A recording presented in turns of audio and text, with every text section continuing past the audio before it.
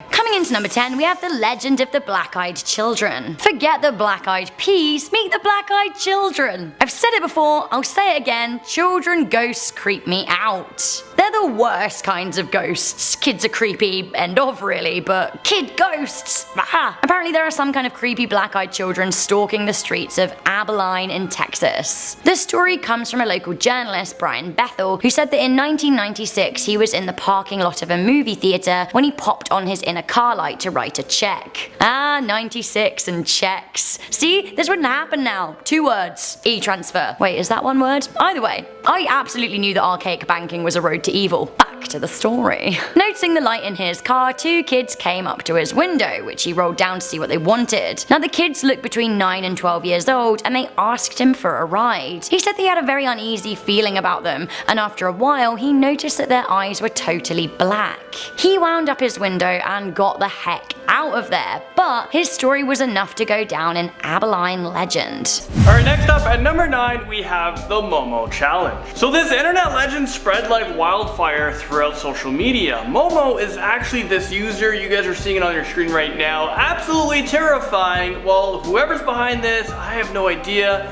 but they got people to perform very dangerous acts and self-harm. Back in 2018, which isn't that long ago, this challenge went worldwide after a 12-year-old girl killed herself after doing the Momo Challenge.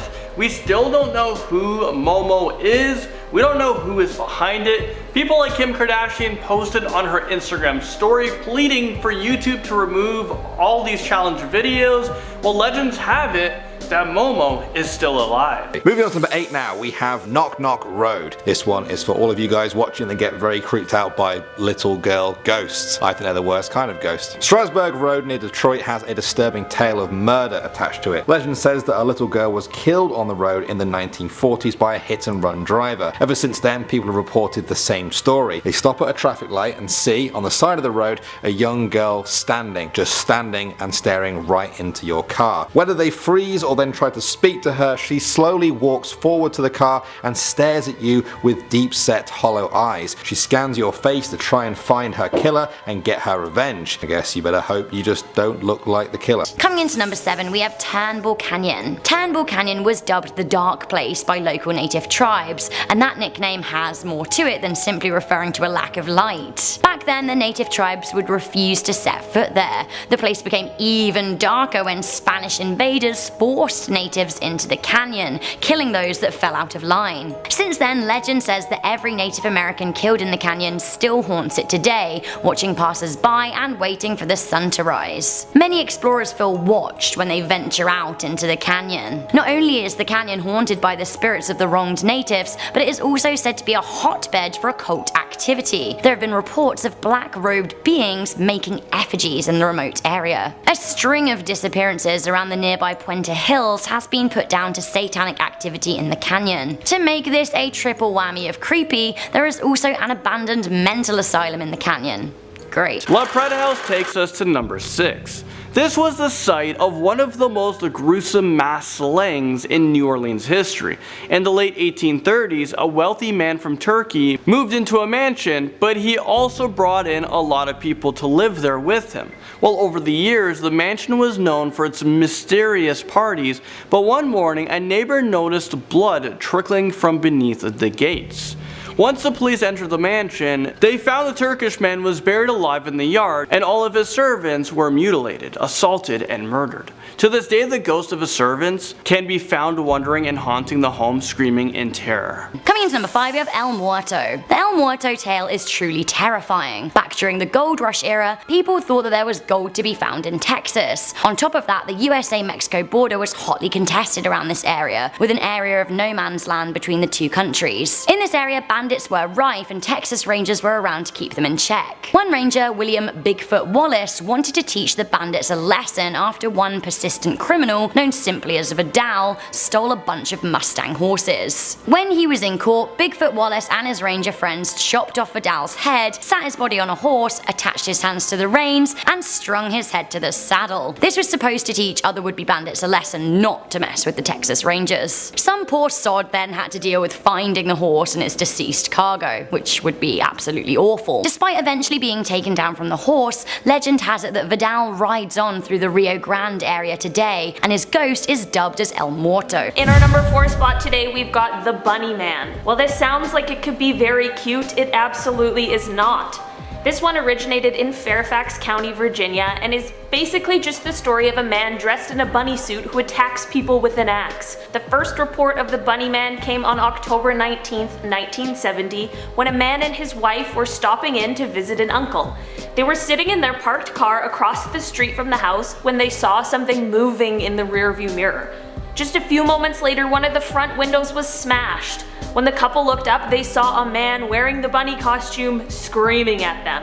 Luckily, the car was still turned on, so they were able to make a quick escape, but as they drove away, they found a hatchet on the floor of the car. A man with a hatchet is already scary enough, but there's something so disturbing about him being dressed in a bunny costume. At number 3 now, we have Slaughterhouse Canyon. With a name like that, you know it's not going to be a pretty story. During the 1800s gold rush, a family lived in the canyon there in a little wooden shack. Every day was the same. The husband would set off into the mountains to search for gold and food for his family. Then, one day, he just didn't come back, presumably injured or killed by animals, the mountain, or even other humans. His wife waited for her husband for weeks until the whole family began to starve. Driven mad with the hunger and her children's cries, she put on her wedding dress, picked up a knife and murdered her children, throwing them into the river and then weeping until starvation killed her too. Legend says that if you visit the canyon today, you can still hear the mother's painful cries. Coming into number 2, we have the story of the Fresno Nightcrawler. Ah, the Nightcrawler. Rumors of a strange cryptid walking around at night in Fresno, California began surfacing in the late 90s and early 2000s. There were only a handful of eyewitnesses and reports were shaky until some strange footage emerged in 2008. CCTV videos seemed to show a strange biped walking around a road. By biped, I mean that was pretty much it. The figure was all legs, walking down the street like dexterous tweezers, or I guess a bit like possessed trousers. I don't like it. I don't like it. The footage is grainy, but definitely strange. Why not have a watch for yourself? Many people think that this strange Nightcrawler is some kind of Fresno monster, but more people out there think it's an alien. Similar cryptids have been spotted in Yosemite and Poland. What is this figure? Is it a puppet? Is it an alien? Is it an undiscovered creature? A ghost? A ghoul? Is the Fresno Nightcrawler real, whatever it may be, or is it a bizarre hoax? I just don't know. The Vampires of New Orleans bites into number 1. Rumors about vampires living in New Orleans have been going on for years. However, maybe this next urban legend isn't just a story. Locals believe that New Orleans is a home to a ton of real vampires. During the 1930s, 2 brothers named John and Wayne Carter were executed for committing multiple murders. There was about a dozen bodies that were drained of their blood, and they were discovered after one woman managed to escape from their apartment. However, even after their death, lots of people reported that they have seen the brothers roaming in the streets, possibly looking for their next victim. And this is really strange because their body had mysteriously disappeared from the family's funeral vault. So what the heck happened? Starting us off at number 10, we have the evil Christmas legend Krampus. While Krampus was made into a 2015 horror/comedy movie, there really isn't anything funny about this legend. Krampus is the anti-Santa Claus and really undermines the holiday spirit we all know and love. Legend says that Krampus is supposed to scare the kids on the naughty list into behaving better, but it gets really dark when we take a look at how he goes about scaring them. Krampus either beats the kids with birch branches, which is already gruesome and evil enough, but he will also tie kids up in a sack and haul them off to hell. Krampus is mainly a German and Austrian tale, but he is definitely recognized in other countries who have their own versions. I don't know about you, but I'd really rather get a lump of coal under the tree than get kidnapped by Krampus. Coming in at number 9, we have the Candy Lady. Who loves candy? I love candy. Get me a dip and dab and a strawberry lace. Although I have to say the Candy Lady of Texas is enough to make me give up caramels for life, which is a shame because caramel's such a dream. So the Candy Lady is said to have been a woman called Clara Crane. She lived in Texas around the turn of the 20th century. She was said to have been married to an older man, and the pair had a child called Marcel. Marcella. Sadly, Marcella was killed in a freak accident, and Clara blamed her husband and then went mad, reportedly killing him with poisoned caramel. She was then taken to North Texas Lunatic Asylum but released a few years later. This is when candy started showing up on windowsills, luring in kids. Later, a number of kids across the state went missing, and one farmer was said to have found rotten children's teeth in a caramel wrapper on his land. The urban legend goes that the candy lady will start by leaving a kid candy to win their trust. Then she'll abduct them and stab them with a fork. I shouldn't laugh, but forks are kind of like the comedy side of utensils, right? From candy lady to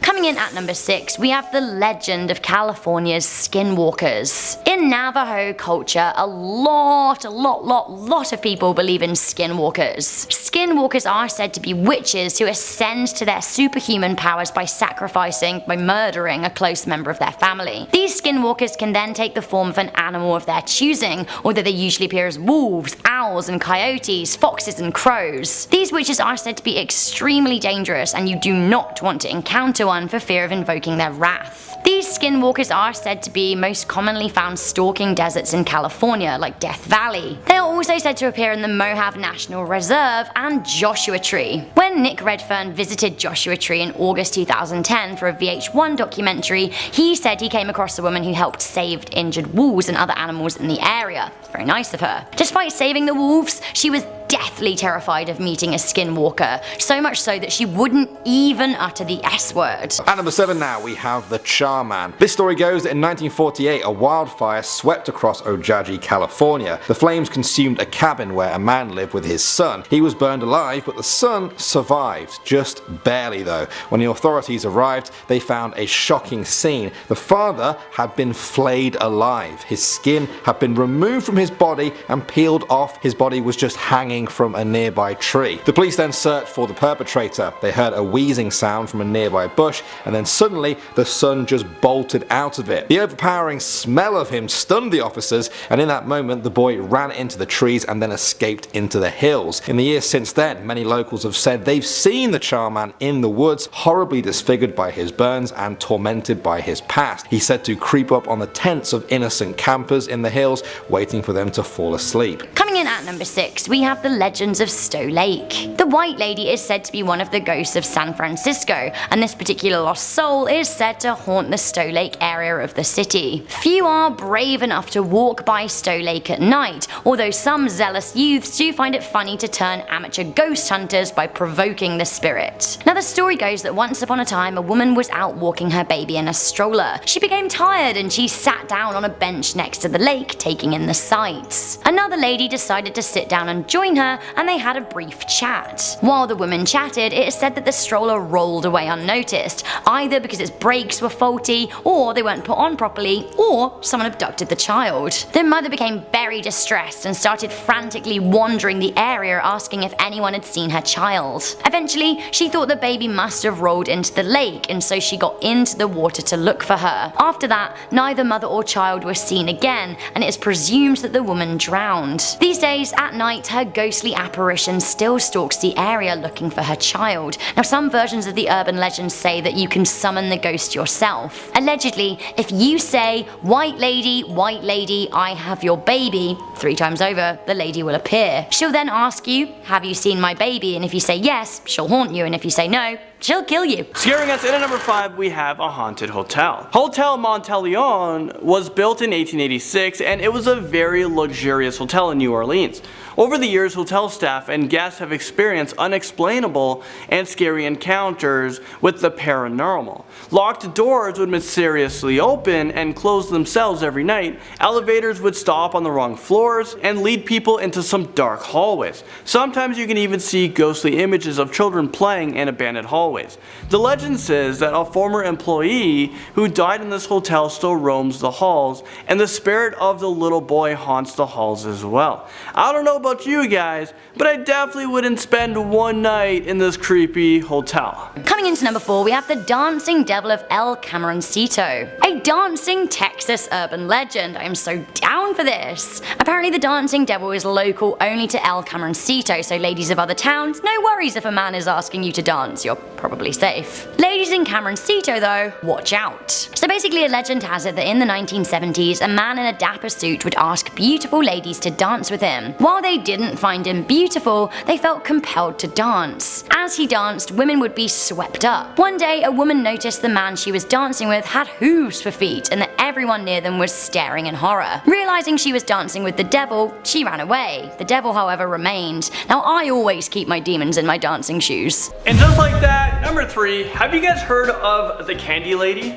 Well, I didn't either until now. This very scary urban legend comes from Texas. The Candy Lady allegedly lures children to their doom by enticing them with candy. Well, you know what, if this woman put a Kit Kat bar down, she'd for sure lure me into wherever she wants me to go. I'm pretty easy when it comes to candy and chocolates. Well, this lady would bring goodies to kids' windowsills just before bedtime. The plan is, you know, the parents go to sleep, and when the kids start eating, yum yum yum, when they start eating the candy, boom, you get snatched out your window, she will grab you.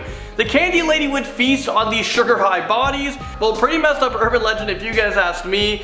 And is it just me, or does it seem like parents might have made this one up for kids to, like, you know, scare the heck out of them? They don't eat candy before bedtime. If I heard this urban legend, I would never eat candy again. I think these parents are trying to save on, like, dental bills. Alright, next up at number 2 now, we have the Black Angel. This statue looks very creepy as it is. An old, worn, corroded angel staring down over Oakland Cemetery in Iowa City. Her sinister appearance has helped spawn a number of different legends around her. One of them says that a pregnant woman should never walk under her lest they want to lose their unborn child. Another says that if you kiss or perhaps even just touch the statue, you'll be dead within 6 months. This is the kind of story that scares everyone off. Whether or not you believe in curses, it's just not even worth thinking about. Finally coming into number 1, this actually deeply unsettled me, and this has got more eyewitnesses than any on the list. We have the Dark Watchers of Santa Lucia. The Dark Watchers are a legend in Santa Lucia, California, and were known by Spanish settlers as Los Vigilantes Oscuro. The Watchers are regularly described as tools, sometimes giant-sized, figureless dark silhouettes, often adorned with brim hats or walking sticks. They have been frequently spotted in the Santa Lucia Mountains watching passers-by. Now the figures are mainly spotted around twilight and dawn. No one has ever seen one up close, and it is said that if a person does ever come close to one, they'll disappear. They've been regularly spotted by walkers, and many believe that if they stay on the path they're on and just keep on going about their business, the Watchers won't bother them. Writer John Steinbeck's son Thomas believed that he saw the Watchers growing up. In the late 1960s, a high school principal reported seeing a tall man with a hat watching him as he led a group hike.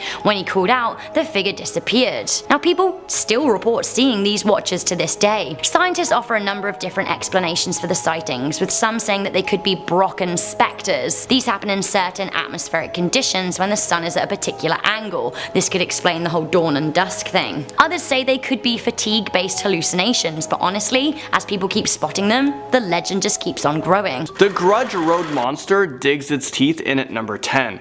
This scary looking creature has been apparently spotted all over New Orleans. People say it looks like a goat creature with leather or scaly green skin and sharp spines.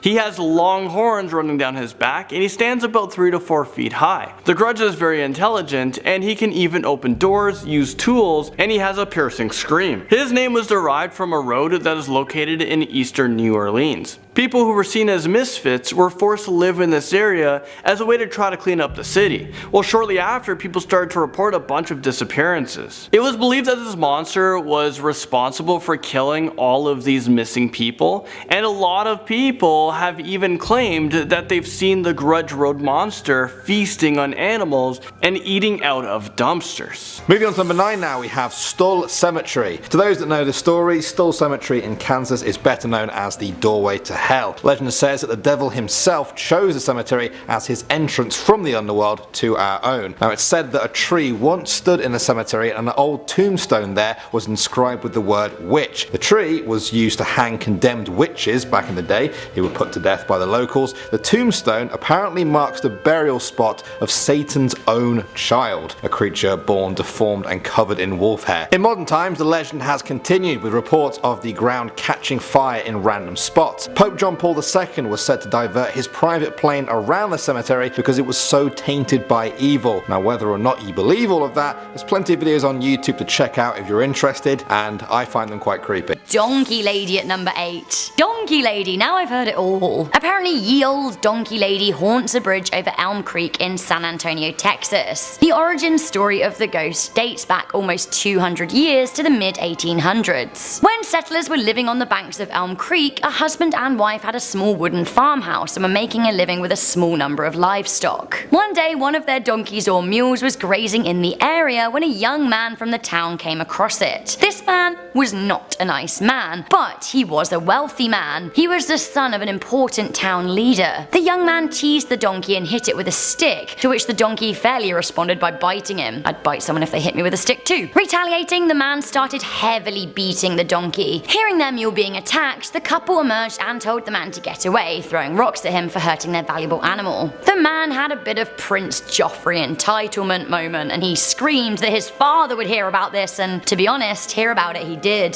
He brought a bunch of friends to the farmhouse to torch the place. When the husband intervened, he was shot, as were his sons. The wife's dress caught fire and she helplessly watched her loved ones die. As she was engulfed in flames, she screamed running down the road. She began to burn as she threw herself into the creek. Her body was never found, but her wails are said to still be heard along the stretch of the road. If a car stops for too long, it is said that she appears screaming with her arms outstretched on the bridge. Some even report a body falling on the bonnet of the car, but when they stop, there's nothing there. And moving right along, in at number 7, we have the Devil's Chair. This is a very popular urban legend in Florida. Well, let me know what states that you guys are from and what is the most popular urban legends you guys have. Let me know in the comment section below. And also make sure to hit the like button because it really helps us out. Alright, getting back into this, the Devil's Chair was turned into a movie. And you know what? Let me show you guys a quick trailer of that. During the 1950s, this place was an institute for mental health care. An asylum. This is where the incident supposedly took place.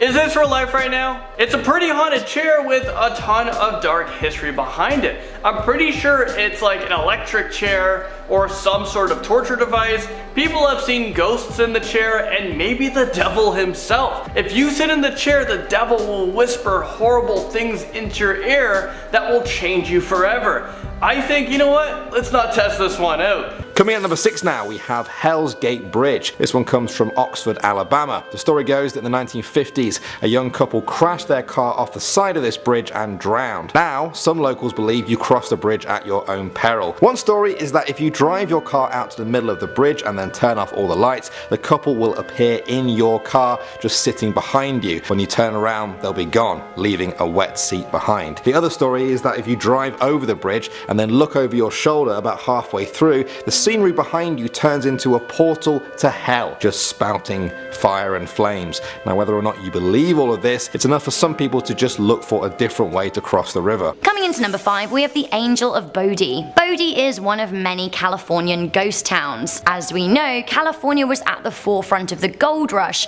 but it was also heavy on the silver mining. Bodie had 10,000 residents in 1859 and was thriving in 1894 when little Evelyn Myers was born. Growing up around a mine has its dangers, but as families settled to make their fortunes, this was the life many children in the southwest of the United States came to know. Little Evelyn was nearly 4 years old when she tragically lost her life. Her downfall was her playful curiosity. She liked to follow the miners to work, and she would often land herself in trouble with her parents. One day she followed a miner to work and he sent her back home, but she was sneaky and snuck back to watch him work. Sadly, he didn't know that she was behind him when he swung his pickaxe backwards and crushed her skull. A monument was erected in her honor, and it is now said that her ghost haunts the deserted town. She can be heard laughing and giggling as she skips gleefully around her home. And now at number 4, we have the LALAURIE Mansion. This very expensive mansion was situated on Royal Street, and it was occupied in 1832 by the LALAURIE family. Delphine LALAURIE was a very rich and successful woman,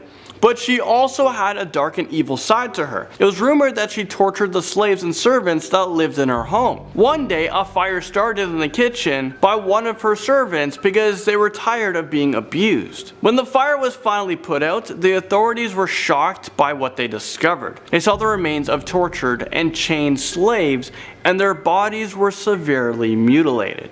However, Delphine managed to escape and she fled to France, but the horrors that happened in the mansion weren't over.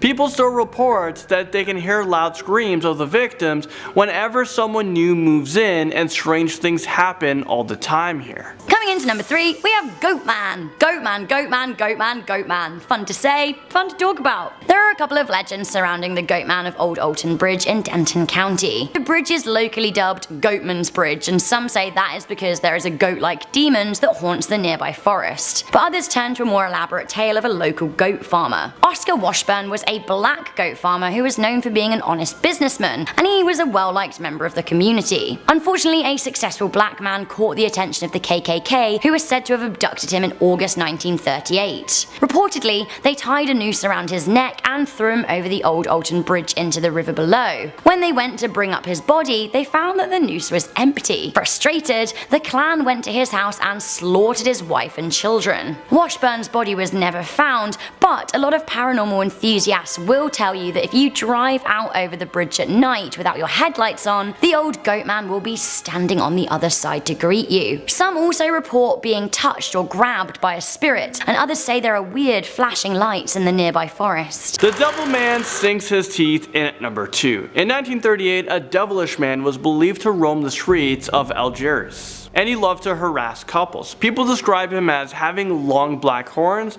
bright pink ears that were shaped like stars, and he also had huge cartoon eyes. Although he never killed anyone permanently, I'm not even sure what that means. He never killed anyone permanently. He have killed people. They were killed and then they were all of a sudden not killed. Well, he was said to induce temporary deaths onto his victims.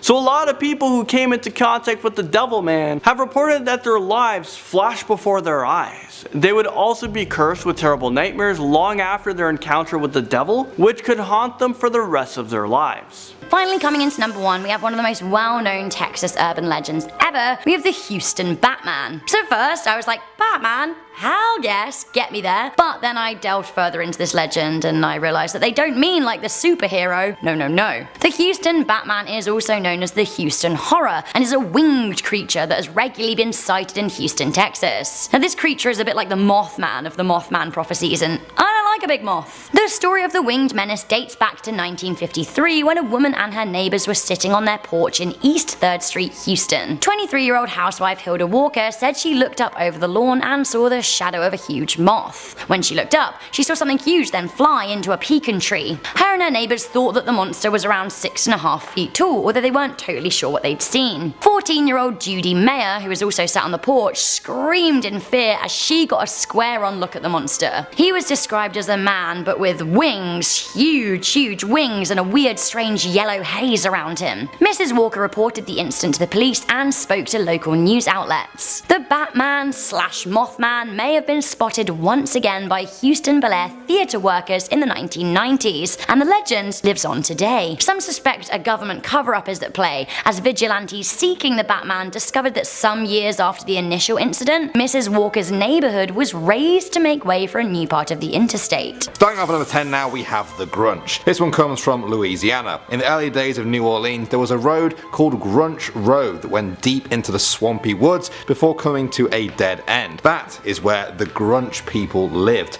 a strange hybrid of albinos and dwarves. For forced away from society and made to live in their own community. As the years went by, people started to doubt the story's authenticity, but it sparked up again when people started disappearing down Grunch Road. Nearby farmers reported their animals missing or finding them dead and drained of blood. Many locals now refuse to head down Grunch Road for fear of meeting the same fate. Coming into number 9, we have the story of the Billiwhack Monster. Ah yes, the legend of Billiwhack. So this Californian legend goes all the way back to the 1940s, but it is still going strong today. The old Billiwhack Dairy building is situated in Santa Paula in Ventura County. The building was indeed an old dairy and was run by August Rubel, a German national living in the United States. Rumor had it at the time that Rubel had a secret lab under the dairy where he was working with the government to create a super soldier for warfare. In 1943, he had to go back to Germany, which was tricky as he was working for the Allies and war had already broken out. It seems that Rubel was killed by a German landmine and was unable to return to the Billiwhack dairy. Some years later, a strange creature was reported in the area around the now abandoned dairy. Most of the reports came from students at Santa Paula High School who called police to let them know that their cars were being hit by rocks. Who was throwing the rocks? Apparently a weird looking large animal. Some students even reported being set upon by a large white humanoid looking creature with goat-like horns and razor-sharp claws. It seems something fitting that description terrorized hikers nearby in 1964. It wasn't just the monster causing trouble either. Locals were getting frustrated with the teams of vigilantes turning up to try and hunt the beast. Lafitte's Blacksmith Shop Bar brings us to number 8. This is a small tavern that is located on the corner of Bourbon and St. Philip. It was built in the early 1700s and it is one of the oldest surviving buildings in New Orleans. According to the legend, a French-American pirate robbed ships on the Gulf of Mexico and he buried his treasure in the building's bricks. So now there is a fireplace grate in the downstairs bar and it is rumored to be the resting place of his fortune. Some people say that you can see ghostly red eyes staring from the grate, and other legends say that this ghost guards the treasure and he haunted the bar. Some people have even claimed to see his ghost. Coming into number 7, we have Arlington's Screaming Bridge / Hell's Gate. According to many Texans, going down the Arlington Screaming Bridge and listening out for the shrieks of the dead is some kind of local rite of passage. On a winter's night in 1961, a car full of 6 Arlington teenage girls fell off a burned out wooden bridge and onto the rail tracks next to a creek. This creek had a little bridge over it that's still there today. Now the driver didn't realize that the bridge was out, drove over it, crashed. 3 of the girls died as a result of the impact, 1 suffered a brain injury and 2 others were injured. Those responsible for burning the bridge were 4 boys who went to the same high school as the girls, resulting in a big local scandal and tragedy. The bridge over the creek still stands and people refer to it as the Screaming Bridge in memory of the girls who died. The spot near the bridge may also be cursed. In 1994, 2 people were killed in a truck when the driver tried to outrace a train at the crossing. Curse or just idiocy? I don't know. And let's quickly move on to number 6 before we get in trouble with that one. Well, let me take you guys over to the state of Missouri. What you guys are looking at right now is Zombie Road. Well, this is a real place and it's Missouri's most haunted places. It's about 2 miles long through a valley, probably a valley of death. The road is always closed up at nighttime, yeah, for good. People have seen child ghosts and tortured souls of working men killed in the industrial accidents. I have footage from YouTube channel Ghost Hunters, take a look at this.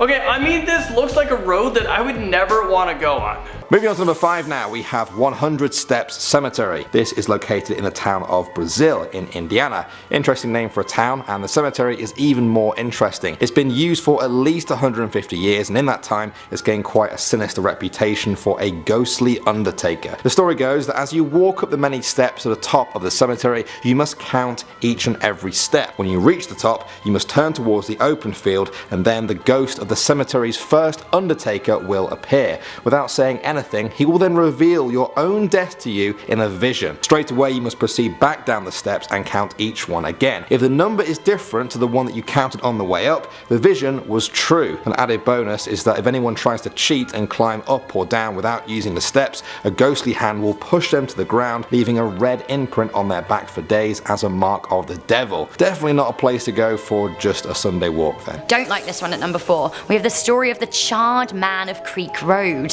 I don't like a ghost at the best of times, but charred ghosts with vacant eye sockets? No thank you, not today. The legend of the Charred Man has been told around Ojai campfires for decades. The Charred Man is said to stalk Creek Road and the Camp Comfort County Park. Many have reported seeing the ghostly apparition of a man on fire with black burned skin and hollow eye sockets. The Charred Man has most commonly been spotted in the Creek Road Bridge. When a car passes the bridge, it is said that he will emerge and glare at passengers. Not only that, he comes with a stench of burning flesh, which is something I've luckily never had to experience. Can only imagine it's truly awful though. It is said that the man leaves an imprint of ash on cars that get too close to him. A scary looking werewolf nibbles his way into number 3. The rougarou is an urban legend that parents tell their children in order to prevent them from misbehaving. This scary looking creature is believed to be a human that is able to transform into a werewolf. One legend says that this creature will hunt down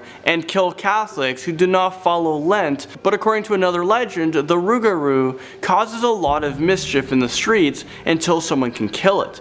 But just before it dies, it becomes human again and warns its killer not to tell anyone about his death for 1 year. If you don't listen to his instructions, you will become the next rougarou. Coming into number 2, we have the ghost of Fort Phantom Hill. Fort Phantom is one of the most well-preserved historic sites in Texas, with original architecture dating back to the mid-1850s. Fort Phantom was built as a safe stop for immigrants headed to the Californian gold fields. The story behind the name of Phantom Hill seems to be twofold. On the one hand, the fort is said to look really high up on a plateau from afar, but when you get close, it looks level, so it disappears like a phantom. The other story is that one night while a sentry was keeping watch, he fired on a Native American who was on the hill. When he went to go and investigate, he didn't find a body. When the team at the whole fort went out to look for a band of natives, they couldn't find any evidence of them ever being nearby. This ghost on the hill is said to re-emerge every now and then, confusing those who watch from the garrison. And finally, in at number 1, we have Pennywise. We all know Pennywise from the horror movie It. But did you guys know it might have been based on a true story? Well, the story might have been inspired by John Wayne Gacy, the man who's famously known as the Killer Clown. He was an American serial killer, a sex offender who might have killed over 33 people. He would lure young boys into his home, and once he got them there, he would pretend he was performing a magic trick in order to handcuff them, leaving them totally defenseless. There were a few times where he even had what he called a double, where he would kill 2 victims in one night. A lot of the victims were buried in his own backyard, which is absolutely insane. This story gives me goosebumps every time. Coming in at number 10, we have Alcatraz Island of Evil. I saw Alcatraz from across the water in San Francisco Bay, and I have to say, it is a very, very freaky place to look at. Before Alcatraz was even a high security prison, Miwok tribes of California were not about the rock. They thought that the sandstone rock that protrudes from the middle of San Francisco Bay was inhabited by evil spirits. When the prison was built on the rock, it became one of the most notorious high security prisons of all time. It's presumed that all who tried to escape the jail were killed. If the fall into the rocky water didn't kill you, the sharks that infested the water might. The prison was infamous for the criminals it hosted, their somewhat inhumane confinement, and the murders that happened within the walls of the jail. Alcatraz stopped functioning as a prison in 1963, but the memories of the building's brutal era live on. In 1946, 3 men were killed in a bloody standoff in Block C. Now these days, National Park employees believe that C Block is haunted. Security hear clanging and dissonant screams at night, and it's reportedly haunted by a troublemaking ghost called Butcher. He was a hitman killed by another prisoner. The most haunted place in the building, however, is allegedly Cell 14D, a solitary confinement hole. Now the hole is said to turn men crazy. Now, criminally insane, to me, is a lot worse than simply being a criminal. It seems that Alcatraz was always an island of evil spirits, but by building a jail there, the United States government added a few more to the mix, whilst damning others to expire there. La FOLLET, or the CAJUN fairy, burns onto our list in at number 9. According to the legend, these fairies are souls of dead people who appear as balls of fire in the swampy area surrounding New Orleans. But they can also be extremely evil in order to mislead people. They can cause people to wander in the swamps where they eventually drown. Even to this day, people still warn people not to follow any fiery balls of light or they risk the possibility of dying. In our number 8 spot today, we have the killer in the backseat, or the high beams legend. This legend originated from folklorist Carlos Drake in 1968. The legend says that there is a woman who is driving and being followed by another car. She begins to panic as the person following her keeps flashing their high beams at her, they're tailgating her, and they even ram her vehicle. When she finally makes it to what she thinks is a safe place, she comes to find that the person following her was actually trying to warn her of a murderer in her back seat, and they flashed their high beams every time he tried to sit up and attack her, causing them to duck back down. If you've driven on an unlit highway before, you know how annoying people in their high beams can be. But maybe I need to take a second thought before just dismissing them. St. Louis Cemetery number 1 haunts us in at number 7. This creepy cemetery is probably one of the most haunted and historic cemeteries in New Orleans. There are hundreds of ghost stories about the cemetery that dates back over 200 years, but the most infamous ghost that haunts this site is Marie Laveau, the Queen of Voodoo. When she was alive, she was very interested in blending Catholicism with voodoo in order to make a new religion. She practiced black magic, and she even taught her daughter how to perform voodoo rituals and spells.